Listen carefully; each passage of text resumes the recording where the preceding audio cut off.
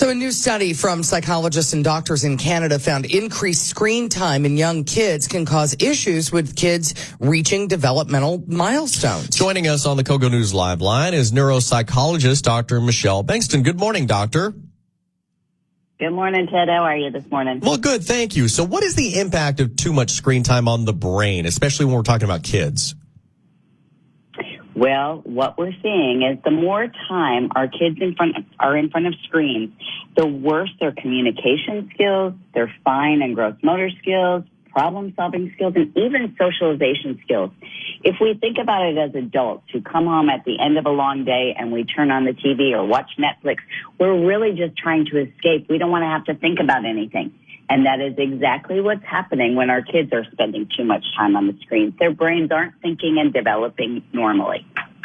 Okay, so with all the devices that they have access to, I mean, it seems like even little kids don't give their brains a break. So as a parent, how do you figure out when it's time to, do a digital detox or a little hiatus for a while?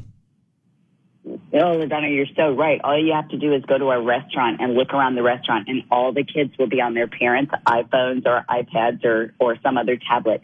Really, what I have been suggesting to parents of my pediatric patients for almost 2 decades now is no more than 30 minutes of screen time a day.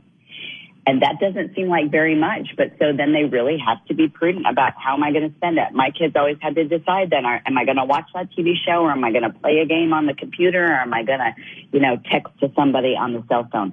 But part of it is we as parents need to model that for our children. But unfortunately, our children are seeing us on our screens way too much too. I don't know about you, but I'll go on Facebook just to check in, and 30 minutes have passed by, and I realize, oh my gosh, I've done nothing with those 30 minutes.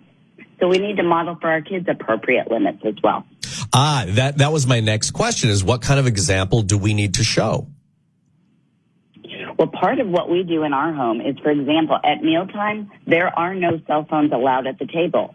And if someone calls, we don't answer the phone. They'll leave a message and we can get back to them after mealtime. But mealtime is just for the family. So our kids have grown up with that. But they go over to other families' homes and kids are texting friends and parents are taking calls, and family time is no longer mealtime. But the other thing we do is we have a central station where everybody plugs and charges, and it's all done in a central location so the kids don't have their tablets and their cell phones in their room at nighttime when they need to be sleeping. Dr. Bengtson, when it comes down to it, I mean, it seems like we just have to sort of set some controls that say you get, X amount of time on your phone, and then the rest of the time you need to be out in the sunshine or something. That's exactly what we have to do. And, it doesn't seem like it right now when it's so cold in winter, but summer is coming, and that's when parents struggle the most because kids aren't in school. So you got 8 more hours of the day to fill. And so I would have parents ask me all the time, well, what am I supposed to do then? I can't just give them 30 minutes for the entire day. My children had to earn extra screen time. They had a list of things they could choose from: practice their piano, read a book, go outside, ride their bike. There was a whole list, and they could choose from it.